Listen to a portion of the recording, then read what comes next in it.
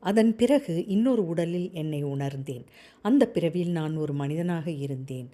கருமையான நிறத்துடன், கால்களில் முடியுடன், செருப்பு சாண்டல்ஸ் அணிந்திருந்தேன். அது எந்த நாடு என்று இப்போது எனக்கு தெரியவில்லை. பனைமரங்கள், கழுதைகள் அங்கு இருந்தன. அங்கு ஒரு சிறிய குழுவுடன் ஆன்மீக விஷயங்களை பேசி கலந்துரையாடி கொண்டிருந்தேன். நான் அப்பொழுது பேசிய மொழி எனக்கு இப்பொழுது தெரியவில்லை. பின் அந்த உடலிலிருந்து வெளியேற்றப்பட்டேன்.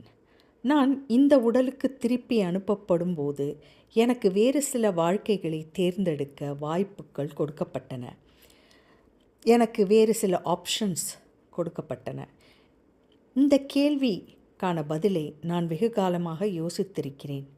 ஏனென்றால் என்னுடைய பாவங்கள் அனைத்தும் கழுவப்பட்டிருந்தால் நான் ஏன் மறுபடியும் இன்னொரு வாழ்க்கையை தேர்ந்தெடுக்க வேண்டும்? ஏன் நான் மறுபடியும் இந்த கர்ம வலையில் விழ வேண்டும்?